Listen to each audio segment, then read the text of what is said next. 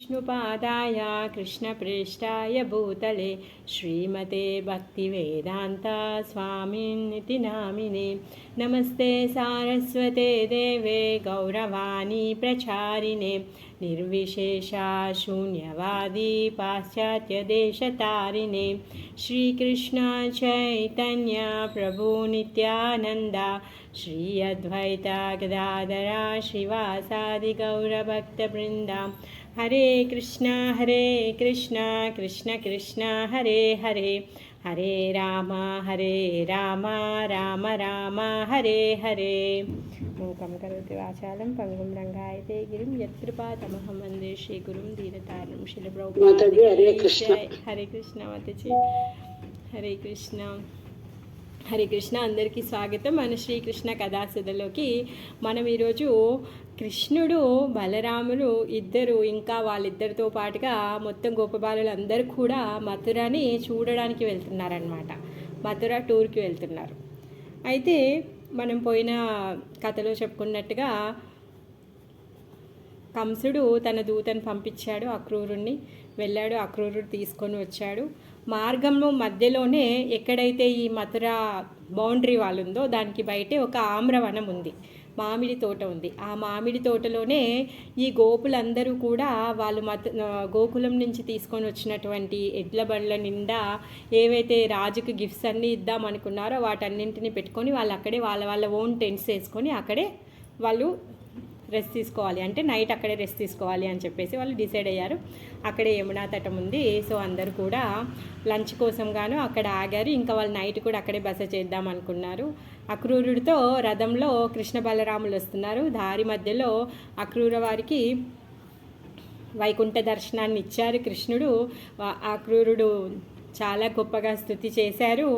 తర్వాత మళ్ళీ వాళ్ళ నాన్న వీళ్ళందరూ ఎవరైతే ఉన్నారో పెద్దనాన్న, ఊరి పెద్దలు, పిల్లలు వాళ్ళందరూ కూడా కృష్ణ బలరాముల కోసము వెయిట్ చేస్తూ ఉన్నారు. ఎందుకు అంటే ఆ పాయింట్లోకి అందరము మీట్ అవుదాము, అక్కడే కూర్చొని లంచ్ చేద్దాము అని చెప్పేసి వాళ్ళు ముందే డిసైడ్ అయిపోయారనమాట. ఇంకా ఎప్పుడైతే రథంలో అక్రూరుడితో కృష్ణ బలరాములు వస్తున్నారో వీళ్ళందరూ అక్కడ కలవగానే అక్కడే కృష్ణ బలరాములు దిగిపోతారు. అక్రూరుడికి చెప్తారనమాట, మీరు వెళ్ళండి మేము వస్తాము అనేసి. అయితే అప్పుడు అక్రూర అంటారు, మీరు కంసుడిని చంపినా లేకున్నా, మీరు ఎక్కడికి వెళ్ళినా వెళ్ళకున్నా ప్లీజ్ దయచేసి మీరు మాత్రం మా ఇంటికి రండి అని చెప్పేసి ఆహ్వానిస్తారనమాట చాచా. తర్వాత సరే చాచా ఇప్పుడైతే టైం లేదు, కంసుడిని చంపాక వస్తాము అనేసి చెప్తారు. ఇంకా అక్రూర వెళ్ళిపోతారు. అక్కడేమో కంసుడికి దడదడలాడిపోతుంది, అసలు టెన్షన్ అవుతుంది. ఇంతకీ పిల్లలు వస్తారా, వీళ్ళందరూ వస్తారా, లేకపోతే అక్రూర వస్తారా, తిరిగి వస్తారా, అక్రూర వాళ్ళతో కలిసి పారిపోయారా, లేకపోతే అక్రూరాని వాళ్ళు కట్టేసి పారిపోయారా, లేకపోతే అక్రూరాని అక్కడే అట్టి పెట్టుకున్నారా, వాళ్ళు వస్తారా రారా, మరి వస్తే ఏం చేస్తారు అని రకరకాలుగా ఆలోచించి మెదడంతా పోయిందనమాట క్రూర కంసకి. ఇంకా కంస అటు ఇటు తిరుగుతున్నాడు, పాపం తిన్నగా కూర్చోలేకపోతున్నాడు. ఇంతకీ ఆ రథం వస్తుందా లేదా, ఏంటి అసలు న్యూ బ్రాండ్ చారియట్ ఇచ్చాను, గంటకి 250 కిలోమీటర్లు ప్రయాణం చేస్తుంది అది, అలాంటి రథాన్ని ఇస్తే కూడా 12 కిలోమీటర్లు నిన్ననంగా వెళ్ళాడు అక్రూరుడు, ఇప్పటి వరకు తిరిగి రాలేడు అని చెప్పేసి కంగారు పడుతూ ఉన్నాడు. అక్కడిక్కడ తిరుగుతున్నాడు, మాటికి సర్వెంట్స్ని పంపిస్తూ ఉన్నాడు. అసలు ఏమైంది, ఎక్కడి వరకు వచ్చింది, ఏంటి అని చెప్పేసి. పాపం తిన్నగానేమో వెళ్ళి చూడలేడు, ఏమీ చేయలేడు, భయం లోపల అలా వేచి ఉన్నాడు. అంతలోకే అక్రూరుడు వచ్చాడు, అంతలోకే ఇంకో భటుడు వచ్చాడు, వీళ్ళందరూ వచ్చారు. అక్కడ యమునా తటంలో అన్ని బండ్లన్నీ ఉన్నాయి, వాళ్ళు అక్కడే బస చేశారు అన్న విషయాన్ని విన్నాడు. సంతోషము, కాకపోతే లోపల భయం, లోపల ఇంకా ఆయన యొక్క హృదయం ఇంకా ఎక్కువగా అసలు ఇంకా వేగంగా కొట్టుకుంటూ ఉందన్నమాట. అసలు తట్టుకోలేకపోతున్నాడు. ఇంకా అసలేరు పిల్లలు అనేసి అంటే వాళ్ళు అక్కడే ఆగారు. వాళ్ళ పేరెంట్స్తో వాళ్ళు మళ్ళీ రేపు మేము వస్తామని చెప్పారు అని చెప్పేసి అక్రూరుడు అక్కడి నుంచి వెళ్ళిపోతాడు. అక్రూరుడు వెళ్ళిపోయాడు, కానీ కంసుడికి మాత్రము దడదడలాడిపోతుంది. పాపం గజగజ వణుకొచ్చేస్తుంది, హార్ట్ బీట్ ఎక్కువైపోయింది. పాపం హార్ట్ అటాక్ వచ్చేస్తుందేమో అని భయపడిపోతున్నాడు ఆయన. మళ్ళీ ఆయనంతలా ఆయన చెప్పుకున్నాడు, చిచ్చి ఏంటి నేను ఆలోచించేది, నేను పిలిస్తేనే వచ్చారు ఆ పిల్లలు, అసలు మృత్యు వచ్చింది ఇప్పుడు, అందుకే ఇంకా భయం ఎక్కువైపోయింది. నేను పిలిస్తేనే వచ్చారు పిల్లలు, అయినా పిల్లలు వాళ్ళు మరి నేను పిలిస్తే వచ్చారు, ఒక్క రాత్రి గడిస్తే చాలు, రేపు వాళ్ళ పని అయిపోతుంది, చచ్చిపోతారు, ఇంకా అంతా నా రాజ్యమే అని చెప్పేసి తనకి తను ధైర్యం చెప్పుకుంటూ ఉన్నాడనమాట. అయినా కానీ ధైర్యం ఆగట్లేదు, తనకి ఏమీ తోయట్లేదు, ఇంకా గుండెదడ పెరుగుతూనే ఉంది, భయం పెరుగుతూనే ఉంది. ఆ భయాన్ని వేరే వాళ్ళు చూస్తే ఏమనుకుంటారో అని ఫీల్ అవుతున్నాడంట. ఫీల్ అయ్యి అలా కాదు, ఇప్పుడు నా భయాన్ని నేను దాపెట్టుకోవాలి అని చెప్పేసి తను ఏం చేస్తున్నాడంటే ఆ మథురాలో జరిగేటటువంటి ఏదైతే ఈ ధనుర్యాగము, మల్ల యుద్ధము ఇవన్నీ ఉన్నాయో ఆ ఏర్పాట్లు ఎలా అవుతున్నాయా అని చెప్పేసి చూడాలి అని చెప్పేసి తనే స్వయంగా బయలుదేరుతున్నాడు అనమాట. తనని తాను ఎలా అంటే ఆ పనిలో తనని తాను నియుక్తం చేసుకోవాలనుకుంటున్నాడు అనమాట. సో ఇంకా అసలు ఆగట్లేదు, రథం తీశాడు, తిరుగుతున్నాడు. ఇంకా బయటికి వెళ్ళి ఎలా అంటే ఎక్కడ ఏమవుతుంది, వాళ్ళు సరిగా చేస్తున్నారా, అక్కడ అదేంటి మల్ల యుద్ధంలో మంచు సరిగ్గా పడిందా, ఎక్కడ రాజు కూర్చునే సింహాసనం కరెక్ట్గా ఉందా, స్వాగతించడానికి మొత్తం పురవీధులన్నీ బాగా డెకరేట్ అయ్యాయా లేదా అని చెప్పేసి వాడి భయానికి ఎవడైనా పని చేయకుండా ఊకుంటాడా, అన్నీ సక్రమంగానే అవుతున్నాయి. కానీ వాడి భయం ఎవరైనా చూస్తే నిజంగా కంసుడు భయపడిపోతున్నాడు అని చెప్పేసి ఆ భయానికి అందరికీ తెలుస్తుందన్న భయానికి తిరుగుతూ పని అవన్నీ చేద్దాం అనేసి అనుకుంటున్నాడు అనమాట. కంసుడు ఇలా తన బండి తీశాడు, బయటికి వెళ్ళాడు, అయిపోయింది. అయితే ఈ విషయము మొత్తం మథుర అంతా పాకేసింది. ఏ విషయము? కృష్ణ బలరాములు మొత్తం అందరూ కూడా వచ్చేశారు, వాళ్ళందరూ ఆమ్రవనంలో ఉన్నారు అన్న విషయం మొత్తం మథుర అంతా పాకేసింది. మథుర అంతా పాకేసింది. ప్రతి ఒక్కరు కూడా హృదయంలో ఎంత ఉత్సాహం ఉంది అంటే కృష్ణ బలరాములను వెళ్ళి దర్శనం చేసుకోవాలి అని చెప్పేసి. కానీ ఏం చేస్తారు పాపం, కంసుడి యొక్క భయానికి వాళ్ళు వెళ్ళలేకపోతున్నారనమాట. ఎందుకంటే వాళ్ళు ఆ కృష్ణ బలరాముల గురించి వినని కథ లేదు. పుట్టినప్పటి నుంచి ఆయన చేసినటువంటి లీలలు ఏవైతే ఉన్నాయో ప్రతి ఒక్క లీల వాళ్ళు విన్నారనమాట. వాళ్ళు విని వాళ్ళ హృదయాలు కరిగిపోయాయి. ఇప్పుడు ఇంకా వాళ్ళ మనస్సు అంతా కూడా కృష్ణుడికి అర్పించేశారు. ఈ సమయంలో ఇంకా వాళ్ళకి చేయాల్సింది ఏంటి అంటే కేవలం ఒక్కటే కృష్ణుడి యొక్క దర్శనం మాత్రమే బాకీ ఉందన్నమాట. ఆ కృష్ణ దర్శనానికి వాళ్ళు ఎంత ఉత్సాహంగా ఉన్నారు అంటే చెప్పలేము, అంత ఉత్సాహంగా ఉన్నారనమాట. కంసుడేమో కృష్ణుడిని చంపేయాలి అని చెప్పేసి మొత్తం సిటీనంతా తను రెడీ చేస్తున్నాను అనేసి అనుకుంటున్నారు. కానీ ప్రకృతి ఏం చేస్తుందంట, ఈ మథురాకి నిజమైన స్వామి వస్తున్నాడు, ఆ స్వామి కోసంగానే ఇప్పుడు ఈ మథురా సిటీ అంతా కూడా ముస్తాబవుతోందంట. ఒక్క క్షణం.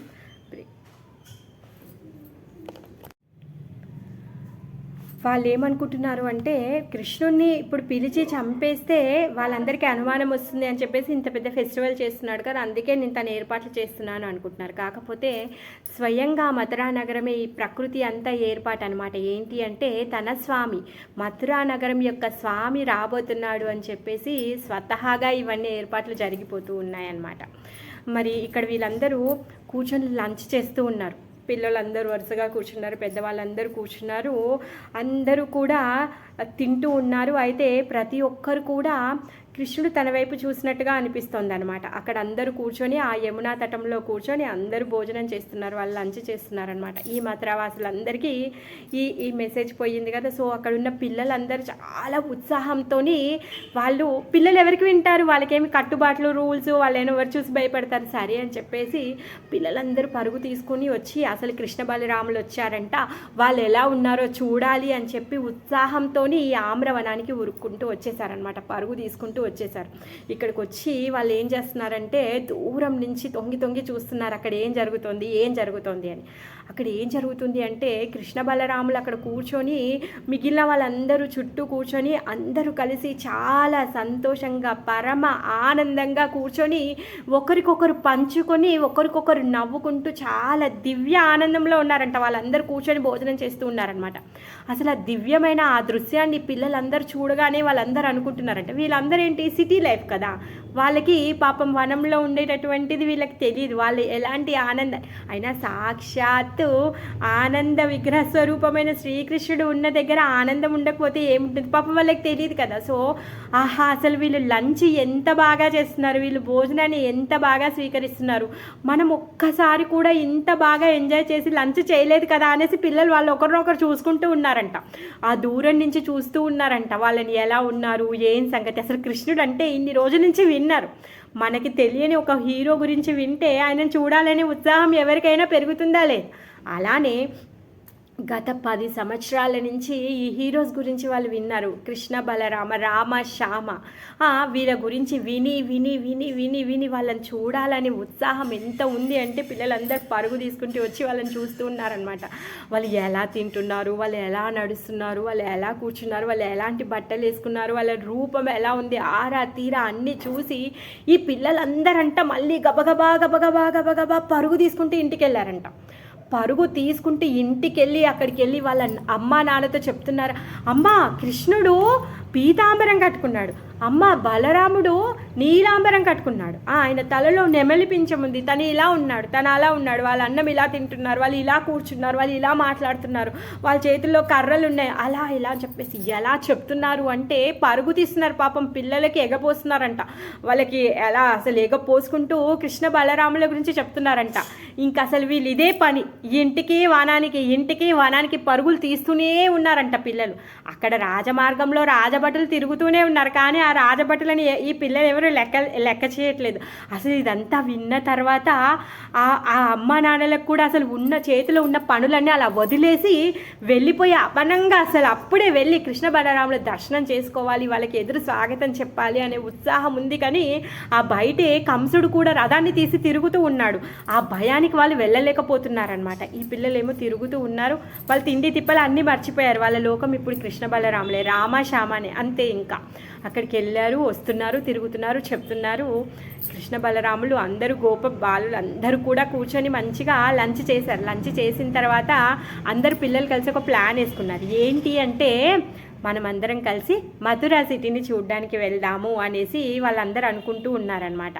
అనుకుంటూ ప్లాన్ చేసుకొని అక్కడున్న పెద్దలకి నందబాబాకి అందరికి చెప్తారు, నానా మేము మథురాకి వెళ్ళి ఒకసారి చూసేసి వస్తాము అనేసి చెప్తారనమాట.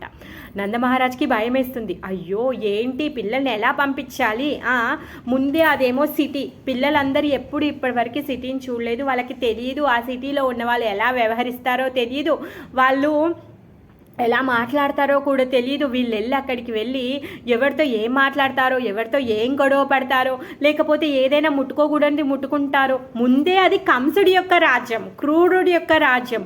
ఆ రాజ్యంలోకి పిల్లలు వెళ్ళి వాళ్ళు ఏదైనా ముట్టుకోవడమో, ఏదైనా మాట్లాడడం, ఏదైనా గొడవ చేయడమో, లేకపోతే వాళ్ళ ఏదైతే షాపులు ఉన్నాయో ఆ షాపులోకి వెళ్ళి ఏదైనా ముట్టుకున్నారనుకో, వాళ్ళు ఏమైనా అన్నారనుకో, పిల్లలు చిన్నపోతారే, మరి వాళ్ళకి తెలియదే అనేసి రకరకాలుగా ఆలోచిస్తున్నాడు. ఆ కంసుడి యొక్క క్రూరత్వం గురించి కూడా నందమహారాజు ఆలోచిస్తూ ఉన్నాడనమాట.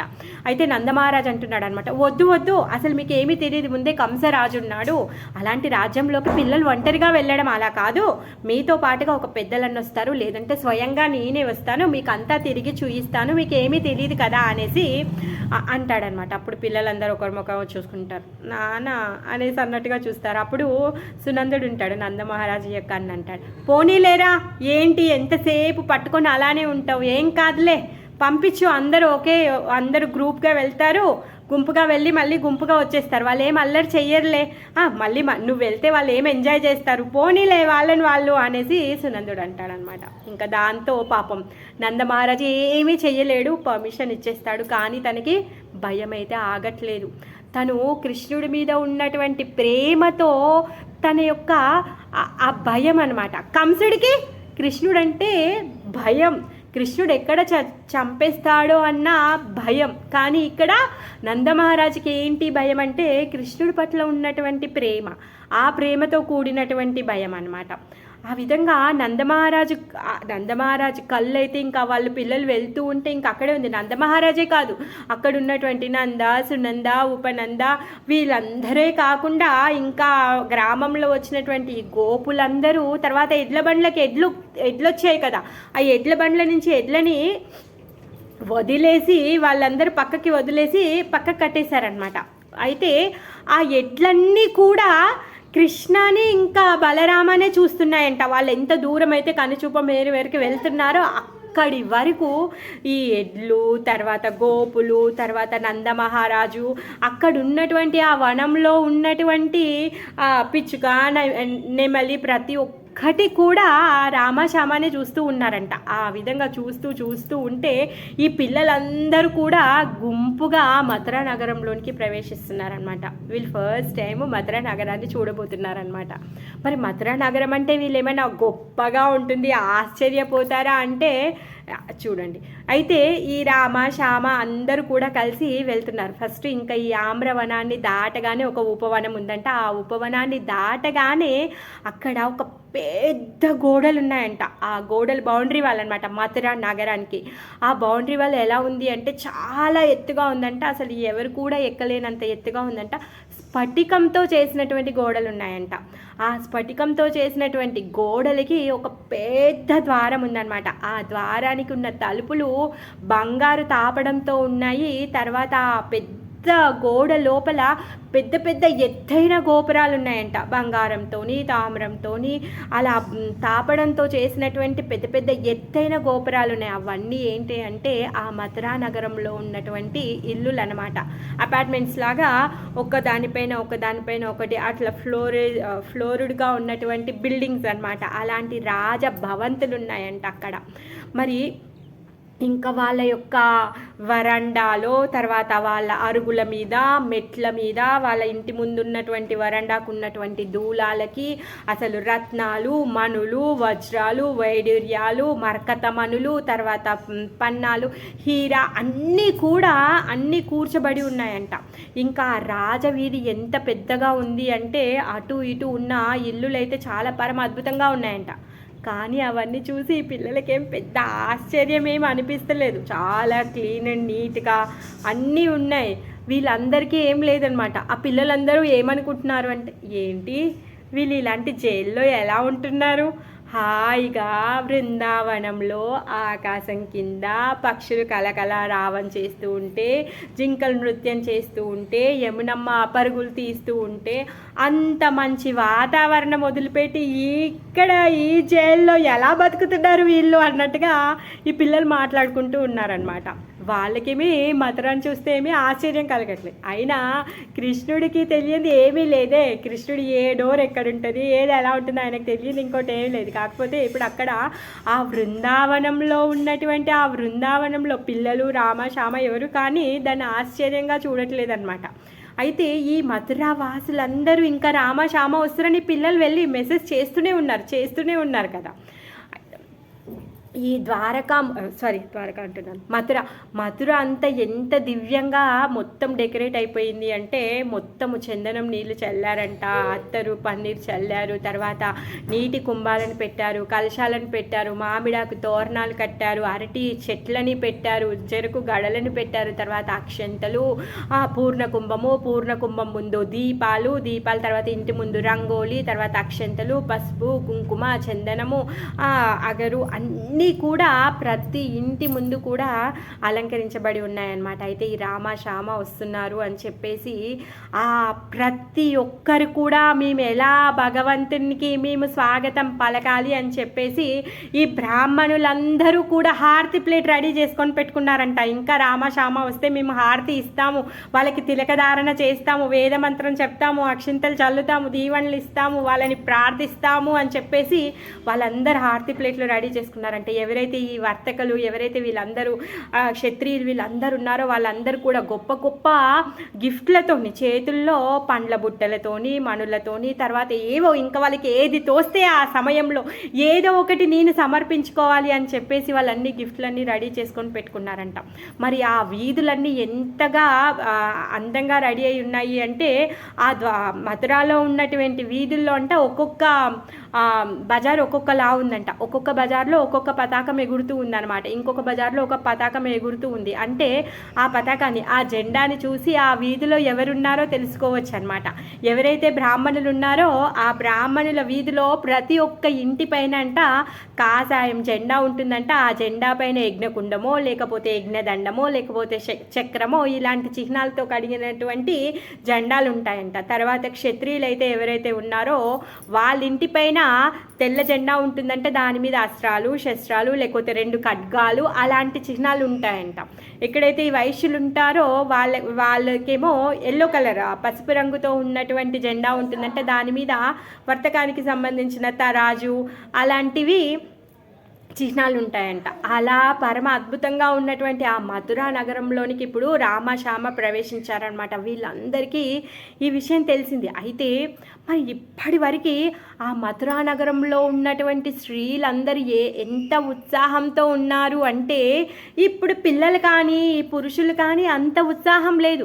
మరి ఈ స్త్రీలకి ఎందుకంత ఉత్సాహం వచ్చింది అంటే ప్రతిరోజు కూడా ఈ బృందావనంలో నుంచి వచ్చి పూలు పండ్లు తర్వాత గాజులు వెన్న పాలు పెరుగు నెయ్యి అమ్ముకోవడానికి వచ్చేటటువంటి ఎవరైతే ఈ గోపికలు ఉన్నారో వీళ్ళందరూ కూడా ఈ కృష్ణుడి యొక్క రాముడి యొక్క మహిమలను చెప్పిపోయే వాళ్ళు అనమాట. ఏ విధంగా విక్రేతు కామానకిల గోపకన్య మురారి పాదార్చిత చిత్తవృత్తి దద్యాదికం మోహవసాదవోషత్ గోవింద దామోదర మాధవేతి. వీళ్ళ పనేంటి? పాలు పెరుగు అమ్ముకోవడానికి వచ్చారు. కాకపోతే వాళ్ళ మనసు నిండా ఎవరున్నారు? ఈ రామశ్యామ ఉన్నారు, కన్నయ్య ఉన్నారు, తర్వాత నీలమణి ఉన్నారు. సో వాళ్ళ పైన ఉన్నటువంటి ఏదైతే ఆ ప్రేమ అనురాగం ఉందో ఆ ప్రేమ అనురాగంతో వీళ్ళు ఇక్కడికి వచ్చి పాలమ్మ పెరుగమ్మ అనేసి అమ్మేవాళ్ళు కాదంట. గోవింద దామోదర మాధవ అంటూ పిలిచేవాళ్ళంట. వాళ్ళందరూ అడిగేవాళ్ళు, ఏంటమ్మా నువ్వు ఏం అమ్ముతున్నావు అంటే గోవింద దామోదర మాధవ అని చెప్పేవాళ్ళు అనమాట. ఇక్కడ మా దగ్గర గోవిందుడు ఉన్నాడు, మాధవుడు ఉన్నాడు, గోపినాథ్ ఉన్నాడు. వాడు చేసేటటువంటి అద్భుతమైన లీలలకి మమ్మల్ని మేము మైమర్చిపోయాము అని చెప్పేసి వాళ్ళు చెప్తూ ఉంటే వాళ్ళు వినేవాళ్ళు కూడా పాపం వాళ్ళని సరే వాళ్ళు ఇంకో ఇంటికి వెళ్ళి అమ్ముకుందామంటే కూడా వాళ్ళని వెళ్ళనిచ్చే వాళ్ళు కాదంట. పర్వాలేదు నీ బుట్టంతా నేనే కొనేస్తాను, నువ్వు ఇక్కడే కూర్చో, నువ్వు ఏదైతే చెప్తున్నావో ఆ కృష్ణుడి గురించి రాముడి గురించి మొత్తం చెప్పు వెళ్ళి అని చెప్పేసి వాళ్ళని అలానే కూర్చోపెట్టుకొని వాళ్ళ దగ్గర నుంచి రామ గురించి వింటూ ఉండేవాళ్ళనమాట. ఎప్పుడైతే వీళ్ళు ఈ కృష్ణ కథని విన్నారో ఆ కృష్ణ కథ వాళ్ళ చెవుల ద్వారా వెళ్ళి వాళ్ళ హృదయాన్ని కరిగించి వేసింది. వాళ్ళ ధన మాన ప్రాణ మొత్తం రామశ్యామనే అయిపోయారనమాట. ఇంకా వాళ్ళకి ఏమీ మిగిలిలేదు, ఓన్లీ దర్శనం. ఇప్పుడు ఆ దర్శనం చేసుకోవాలనే ఉత్సాహం, ఎంత ఉత్సాహంగా ఉన్నారు అంటే ఏదైతే ఈ మెయిన్ రోడ్లో ఇప్పుడు కృష్ణుడు వస్తున్నాడు కదా, కృష్ణుడు వచ్చేటటువంటి మెయిన్ రోడ్లోకి ఎవరైతే వెనక సైడ్ ఉంటారో ఆ వెనక సందులో ఉంటారో అలా పక్క సందుల్లో ఉండే వాళ్ళందరూ ఉంటారు కదా. ఈ మథురాలో ఉండేటటువంటి స్త్రీలందరూ కూడా కృష్ణుడు వస్తున్నాడు అని తెలిసి వాళ్ళందరూ కూడా వచ్చి ఈ రోడ్డు మీద ఉన్నటువంటి ఇళ్లల్లో వాళ్ళ దగ్గరికి వెళ్ళిపోయారు. ఎందుకంటే ఆ మథుర ఎవరైతే ఆ స్త్రీలు ఉన్నారో వాళ్ళు బయటకు వచ్చి రోడ్డు మీద నించొని చూడలేరనమాట. వాళ్ళ ఇంట్లో ఉండి అలా దర్వాజాలో నుంచి లేకపోతే కిటికీలో నుంచి మిద్దె మీద నుంచి వరండాలో నుంచి వాళ్ళు చూస్తూ ఉన్నారనమాట. వాళ్ళందరూ ఎలా పరుగు తీసుకుంటూ వచ్చారు అంటే కొంతమంది అంట సగం తింటున్నారంట, ఆ చెయ్యి కూడా కడుక్కోలేదు, కంచెని అలానే పక్కకి నెట్టేశారు, ఆ ప్లేట్ పక్కకు పెట్టేసి అలానే పరిగెత్తుకుంటూ వచ్చేసారు.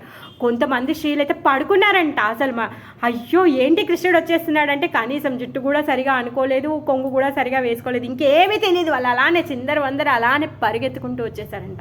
కొంతమంది స్నానానికి వెళ్ళారంట, ఆ స్నానం కంప్లీట్ అవ్వకముందే ఎలానో బట్టలు చుట్టేసుకొని అలానే వచ్చేసారంట. సగం నలుగు ఉంది, సగం నలుగు పోయింది, ఏమీ లేదు, ఇంకా అలానే వచ్చేసారంట. కొంతమంది అయితే చిన్న పిల్లల తల్లు వాళ్ళకి పిల్లలకి పాలు ఇస్తూ కూడా వాళ్ళని పక్కకు పెట్టేసి వచ్చేసారంట. ఆ పిల్లని తర్వాత చూసుకోవచ్చు, ఫస్ట్ అయితే కృష్ణుని దర్శనం చేసుకోవాలి అని చెప్పేసి అలా పరుగు తీసుకుంటూ వచ్చి ఇక్కడ ఏదైతే మెయిన్ రోడ్ ఉందో ఆ మెయిన్ రోడ్ మీద ఉన్నటువంటి ఇళ్లలోకి వచ్చేసారనమాట. ఎక్కడ ప్లేస్ దొరికితే అక్కడ సెటిల్ అయిపోయారు. ఇంకా బాల్కనీలో, డోర్లో, విండోలో, మిద్దె మీద ఎక్కడంటే అక్కడ వాళ్ళు సెట్ అయిపోయారు, చూస్తున్నారు.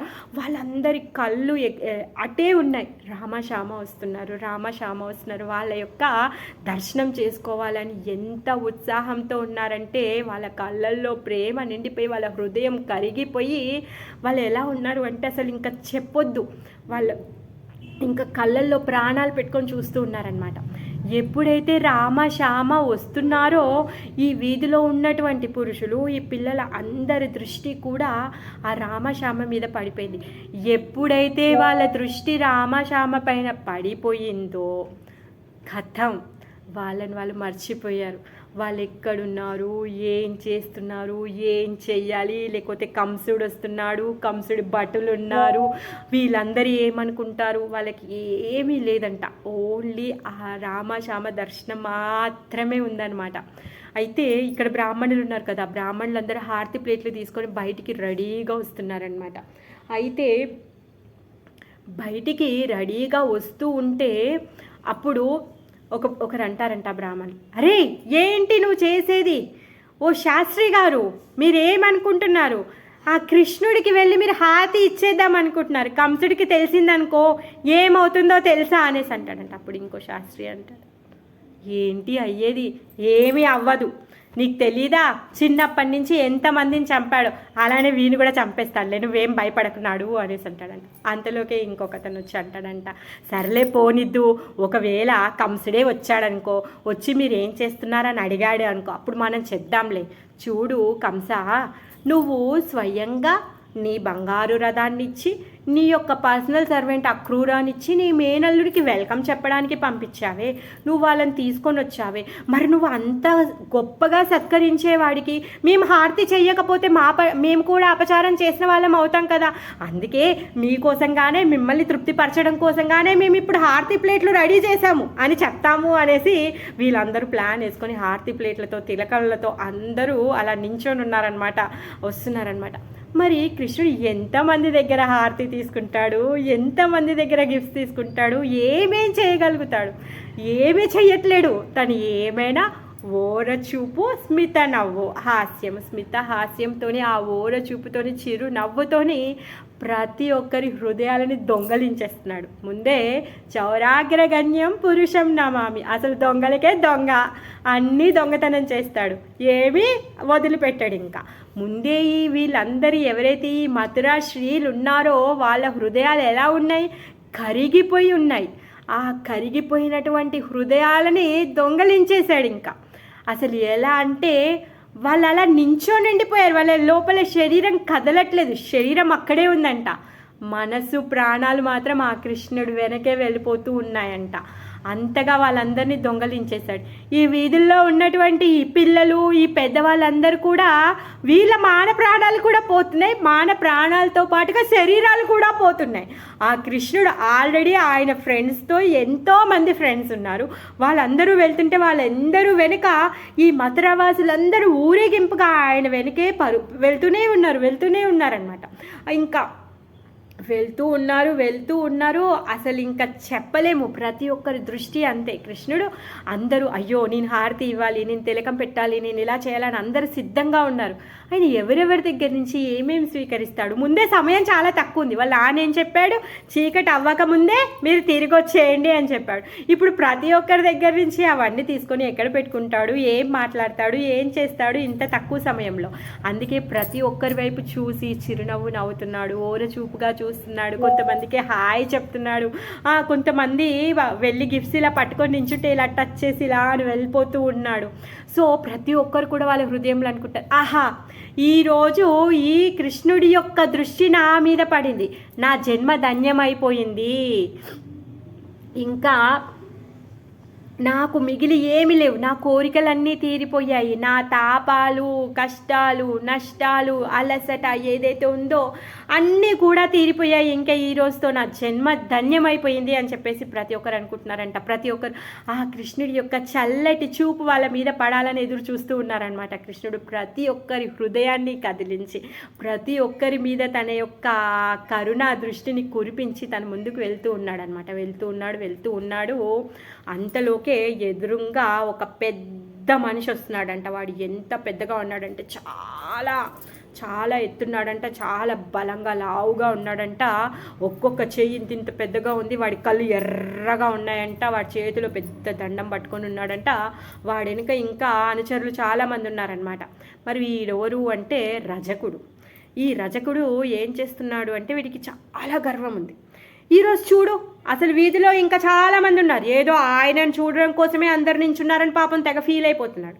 ఆయనకి ఎంత గర్వం ఉంది అంటే రాజు యొక్క బట్టలకి రంగు అద్ది ఇస్త్రీ చేసి ఉతికి అవి తీసుకొచ్చి రాజుకు అప్పచెంపడం. అంటే రాజు యొక్క చాకలివాడు.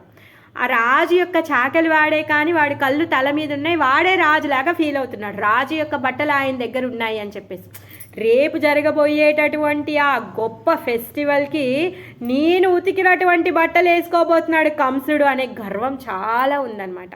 ఆ గర్వంతో అయినా అసలు ఆ వీధిలో ఎంత పెద్ద పెద్ద క్షత్రియులు ఉన్నారు, తర్వాత బ్రాహ్మణులు ఉన్నారు, వర్తకులు ఉన్నారు. ఇంత గొప్ప వాళ్ళు ఉంటే వాళ్ళెవ్వరికీ కూడా ఆయన నమస్కారం కానీ తర్వాత మర్యాద కానీ ఏమీ లేదంట. వాడు వస్తే వీళ్ళే జరగాలి, కానీ వీడు మాత్రం అసలు వాడి లోపల కించిత్తు కూడా అనేదే లేదనమాట. అలాంటి క్రూరుడు అనమాట. మరి క్రూరపు రాజు యొక్క సర్వెంట్ ఎలా ఉంటాడు? క్రూరంగానే ఉంటాడు. ఆ విధంగా తను అలా వస్తుంటే వీళ్ళందరే పక్కకు జరుగుతున్నారంట. ఎదురుగా రామాషాబాయ్ అండ్ పార్టీ ఉందన్నమాట. అయితే చూస్తూ ఉన్నారు.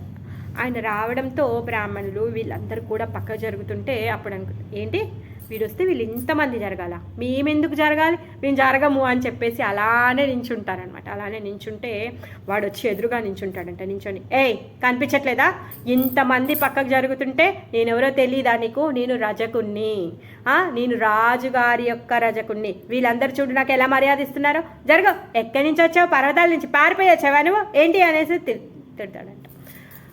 సరేలే అని చెప్పేసి ఊరుకుంటాడు. అప్పుడు కృష్ణుడు అంటాడనమాట, ఎందుకంటే వాళ్ళ చేతుల్లో ఏదైతే ఉన్నారో ఆ వెనక అనుచరులు, వీడేమో లీడర్ అనమాట. ఈ చాకలి వాళ్ళకి లీడరు, వెనక చాకలి వాళ్ళు ఉన్నారు. వాళ్ళ చేతుల్లో ఒక బంగారం హ్యాంగర్ ఉందంట. ఆ బంగారం హ్యాంగర్కి అన్ని బట్టలు ఉన్నాయి, రాజువి, రాణులవి, తర్వాత మంత్రులవి, ఎవరైతే రేపు అక్కడ మెయిన్ అట్రాక్షన్ ఉన్నారో, రేపు ఫెస్టివల్కి చీఫ్ గెస్ట్లు, తర్వాత హోస్ట్లు ఎవరైతే ఉన్నారో వీళ్ళందరి బట్టలు వాళ్ళ దగ్గర ఉన్నాయన్నమాట. ఆ బట్టల్ని చూడగానే కృష్ణ బలరాములు అనుకున్నారంట. కృష్ణుడు అంటాడంట, చాలా బాగున్నాయి బట్టలు అని చెప్పేసి చాలా అతి వినయంగా ఆ రజకుడి పేరు రంగ. అయితే ఆ రజకుడి దగ్గరికి వెళ్ళి అడుగుతాడనమాట, చూడు ఈ బట్టలు చాలా బాగున్నాయి, మాకు ఇస్తారా, మాకు ఇవ్వండి, మేము ఒకవేళ ఆ బట్టలు వేసుకుంటే ఆ బట్టలకే అందం వస్తుంది, అప్పుడు ఆ బట్టలకి న్యాయం చేకూరుతుంది అని చెప్పేసి కృష్ణుడు చాలా అతి వినయంగా వెళ్ళి తను రిక్వెస్ట్ చేసి అడుగుతాడంట. అడిగితే రజకుడు అసలు ఎలా బిహేవ్ చేస్తున్నాడు అంటే ఎదురుగా ఎలా పో, ఏం మాట్లాడుతున్నావు నువ్వు, అసలు రాజుగారి యొక్క బట్టలు అడిగితే నిన్ను ఈ ఎవరైతే రాజు సైనికులు ఉన్నారో వాళ్ళు నిన్ను తీసుకెళ్ళి చంపి పడేస్తారు, నువ్వు పర్వతాల నుంచి పారిపోయి వచ్చినట్టుగా ఉన్నావు, నీ వేషం చూడు, నీ ముఖానికి ఎప్పుడైనా బట్టలు వేసుకున్నావా, అసలు నువ్వేం మాట్లాడుతున్నావు అని చెప్పేసి నోటికి వచ్చినట్టుగా ఇష్టానుసారంగా తను వక్ర మాటలు మాట్లాడుతున్నాడు అనమాట కృష్ణుడితో అలా మాట్లాడడంతో కృష్ణుడికి కోపం వచ్చేసింది. కృష్ణుడి కోపం వచ్చి ఎడమ చేతి లాచి చంపకే వేద్దాము అని లాచి విసిరాడంట. చేతిని విసిరితే వాడు కొంచెం వెనకకి జరిగితే ఓన్లీ ఫింగర్ టిప్, ఓన్లీ చేతికి ఉన్న కొన భాగం మాత్రమే వాడి తలకి ఇలా తలిగిందంట. తలిగితే వాడి తల ఊసి పడిపోయిందంట. చూడండి, అసలు చూస్తూ ఉన్నారు, మొత్తం మథురా వాసులందరూ చూస్తూ ఉన్నారు. ఆ గర్వంతో ఉన్నటువంటి రజకుడి యొక్క తల తెగి కింద పడిపోయింది. ఏం చేస్తాడు ఇప్పుడు, వాడి గర్వం ఎవడికి చూపిస్తాడు, తల కింద పడి కొట్టుకుంటుంది, శరీరం అలానే నించొని ఉంది. వాడి మెడలో ఇంత పెద్ద బంగారం గొలుసుందంట, వాడి బొడ్లో ఇన్ని బంగారు నాణాలు కట్టుకొని ఉన్నాడంట. ఇంకా కొన్ని బట్టలు ఇప్పటికీ డెలివరీ ఇచ్చేసి వచ్చాడనమాట అక్కడ ఉన్నటువంటి వాళ్ళకి. వాళ్ళు దానికోసం గాను ఈ బంగారు నాణాలు ఇచ్చారు, అవన్నీ ఉన్నాయి. ఇప్పుడు ఏం చేస్తాడు, అవన్నీ ఎక్కడ పెట్టుకుంటాడు ఆ గర్వంతో. సో మరి భగవంతుడు యొక్క కృపని తను పొందలేకపోయాడు. సాక్షాత్తు భగవంతుడి యొక్క దర్శనం చేసుకున్నాడు, భగవంతుడితో మాట్లాడాడు, భగవంతుడి యొక్క స్పర్శ కూడా తగిలింది. అయినా కానీ తన హృదయంలో మార్పు లేదు. ఎందుకంటే తన హృదయంలో భక్తి అనేదే లేదు. ఆ భక్తి లేకపోతే భగవంతుడి యొక్క కృపని స్వీకరించడం అసాధ్యం. చూసారా, ఆ విధంగా భగవంతుడి యొక్క ఆదాన ప్రధాన స్పర్శ దర్శ ఇన్ని దొరికినా కానీ వాడి హృదయంలో ఉన్నటువంటి ఆ భావం వల్ల తను ఎలా అయిపోయాడు, చనిపోయి పడిపోయాడు. భగవంతుడి యొక్క కృపని పొందాలి అంటే హృదయంలో భక్తి ఉండాలి. భక్తి లేకపోతే మనము భగవంతుడు మన కళ్ళ ముందున్న ఆయనతో మాట్లాడిన, ఆయనతో కూర్చుని లేచినా కానీ ఏం యూస్ లేదు. దుర్యోధనుడు కూడా అంతే కదా, ధృతరాష్ట్రుడు అంతే. వీళ్ళందరికీ కూడా భగవంతుడి యొక్క దర్శనం దొరికింది, స్పర్శ దొరికింది, ఆయన యొక్క ప్రేమ లభించింది. అయినా కానీ వాళ్ళ బుద్ధిని మార్చుకోలేకపోయారు, వాళ్ళు భగవంతుడి యొక్క మాటను వినలేకపోయారు. ఇప్పుడు కూడా రజకుడిని కృష్ణుడు చాలా వినయంగా అడిగాడు బట్టలు ఇవ్వమని చెప్పి, తను ఇవ్వలేదు. ఆ విధంగా మన హృదయంలో భక్తి లేకపోతే భగవంతుడు స్వయంగా తన కృపని మనము స్వీకరించలేము. అందుకే ప్రతి ఒక్క జీవి కూడా ఏం చెయ్యాలి అంటే భగవంతుడి యొక్క భక్తి చెయ్యాలి. ఎప్పుడైతే మనం భగవంతుడి యొక్క భక్తి చేస్తామో అప్పుడు భగవంతుడి యొక్క కృపని మనం పొందగలుగుతాము. లేకపోతే మనము భగవంతుడి యొక్క కృపని స్వీకరించలేమన్నమాట. ఆ విధంగా ఈ రంగా రజకుడు చనిపోయాడనమాట. మరి రజకుడు ఎవరు, మరి ఈయన ఎందుకు చనిపోయాడు అంటే, ఈ రంగా ఎవరంటే పోయిన జన్మలో రామాయణ కథలో ఉన్నటువంటి చాకలివాడు. ఏ చాకలివాడు ఇతడు? ఎప్పుడైతే రాముడు అగ్ని ప్రవేశం అయిన తర్వాత సీతా సమేతంగా తిరిగి అయోధ్యకు వచ్చారో, వచ్చిన తర్వాత ఒక చాకలివాడు అంటాడు కదా, నేనేమైనా రామున్నా మళ్ళీ పెళ్ళాన్ని తెచ్చి ఇంట్లో పెట్టుకోవడానికి అని చెప్పేసి పెళ్ళాన్ని ఇంట్లో నుంచి వెళ్ళకొడతాడే, ఆ చాకలివాడు అనమాట. ఆ చాకలివాడే ఈ చాకలివాడు. అందుకే ఇప్పుడు తను ఆ కృష్ణుడి యొక్క చేతిలో తను చనిపోయాడనమాట. అప్పుడు రామావతారంలో ఉండి తను ఏమంటారు, ఆయన యొక్క రాజ్యపాలన ఉన్నటువంటి నియమ నిబంధనల వల్ల తనని ఏమి చేయలేకపోయాడు. ఇప్పుడు కృష్ణ అవతారంలో వచ్చి తనని ఊరికే జస్ట్ చెయ్యి ఇలా అనగానే తల ఎగిరి పడిపోయిందనమాట. చూడు, రామావతారం నుంచి కృష్ణావతారంకి వచ్చినా కానీ తనకి లోపల భక్తి అనేది రాలేదు. అందుకే రామావతారంలో అయినా కృష్ణావతారంలో అయినా భగవంతుడి యొక్క కృపని తను పొందలేకపోయాడనమాట. సో ఇంకా వాడు చనిపోయాడు, ఆ బట్టలన్నీ అక్కడే వదిలేశారు. వాడి వెనుక ఉన్నటువంటి అనుచరులు కూడా వాళ్ళు ఇంకా అన్నీ అక్కడే వదిలేసి వెళ్ళిపోయారు. ఇన్ని రోజులు ఎన్నిసార్లు విన్నాము ఈ పిల్లోడు అందరినీ చంపాడని, ఇప్పుడు పెద్ద పెద్ద అసురులనే చంపేశాడు, మేమెంత అసలు వాడి ముందు, అవి బాబాయ్ మేము కూడా చచ్చిపోతామని చెప్పేసి ఆ బట్టల మూటలు అక్కడే వదిలేసి పారిపోయారనమాట. పారిపోగానే ఇంకా రామ శ్యామ దాంట్లో నుంచి వాళ్ళకి తగ్గటువంటి 2 డ్రెస్సులు తీసుకొని వేసుకుంటారు. మిగిలిన బట్టలన్నీ ఆ పిల్లలందరూ ఉన్నారు కదా, ఇంకా మధుమంగళ, శ్రీధామ, సుధామ, అర్జున, స్తోక వీళ్ళందరూ ఉన్నారు కదా, వీళ్ళందరినీ కూడా మీరు కూడా మీకు కావాల్సిన బట్టలన్నీ తీసుకోండి, అందరూ వేసుకోండి అనేసి చెప్తాడనమాట. చెప్పగానే వీళ్ళందరూ వాళ్ళకి తగ్గట్టుగా వాళ్ళకి తోచినట్టుగా వాళ్ళు ఆ బట్టలను తీసుకొని వేసేసుకుంటారనమాట. వేసేసుకొని ఇంకా ముందుకు వెళ్తూ ఉంటారు. మరి ఈ మథురాలో ఉన్నటువంటి వాళ్ళందరూ చూస్తూనే ఉన్నారు. వాళ్ళ కళ్ళ ముందే ఈ రజకుడు చనిపోయాడు. ఇన్ని రోజుల నుంచి ఎంతగా, ఇప్పుడు ఇంకా వాళ్ళ లోపల భయం పోయింది. ఇప్పటి వరకు కొంతమందికి ఉండేది, కంసుడు ఏం చేస్తాడా ఆ కృష్ణుని అని చెప్పేసి. కొంతమంది ఏం చేస్తాడు కంసుడు, ఇన్ని రోజులు ఏమి పీకలేకపోయాడు, ఇప్పుడు ఏం చేస్తాడు అనేసి ఉండేది. కంసుడు ఇప్పటి వరకే ఏమని భయపడుతున్నాడు, అయ్యో వాళ్ళు వచ్చేస్తే ఎలా అని భయం ఉంది. వాళ్ళు వచ్చేసారు, వాళ్ళ పని మొదలు పెట్టేశారు కూడా, రజకుడిని చంపేశారు కూడా. ఆ విధంగా వాళ్ళ బట్టలు వేసేసుకుంటారు. కృష్ణ ఎల్లో డ్రెస్ వేసుకుంటాడు, బలరామ బ్లూ డ్రెస్ వేసుకుంటారు. వాళ్ళ తగ్గట్టుగా ఆ డ్రెస్సులు వేసేసుకుంటారు. కానీ వాళ్ళకి తగ్గ సైజు కావే ఆ బట్టలు, వాళ్ళ తగ్గ సైజు కావు. వాళ్ళకి అవి కంఫర్ట్గా ఎలా ఉంటాయి, అంత పెద్ద పెద్దవి. వాళ్ళు అసలు ఇప్పటివరకు బట్టలే వేసుకోలేదు. కింద ధోతి కట్టుకుంటారు, పైనుంచి ఉత్తరీయ వేసుకుంటారు, అంతకుమించి వాళ్ళకి ఏమీ తెలీదు. మరి అలాంటి వాళ్ళు ఇప్పుడు ఆ బట్టల్ని ఎలా వేసుకోవాలో తెలీదు, అవి ఏంటి తెలీదు, వాళ్ళ సైజు కాదు, ఏదో వేసుకున్నారు ఊరికే అలా చుట్టేసుకున్నారు. పాపం నడవడానికి కూడా ఇబ్బంది అవుతుంది వాళ్ళకి, నడవడానికి కూడా ఇబ్బంది అవుతుంది. వాళ్ళు అనుకుంటున్నారు అసలు ఈ బట్టల్లో వీళ్ళు ఎలా బతికేస్తున్నారు అనేసి వాళ్ళు అనుకుంటూ ఉన్నారనమాట. అలా అనుకుంటూ ఈ రాజవీధిలో వెళ్తూ ఉన్నారు. ఇప్పటిదాకా రాజవీధిలోనే నడుస్తూ ఉన్నారు. ఇప్పుడంట ఈ రాజవీధిలో ఇంకా కొంచెం ముందుకు వెళ్ళారంట. ఇంకా కొంచెం ముందుకు వెళ్తే ఆల్రెడీ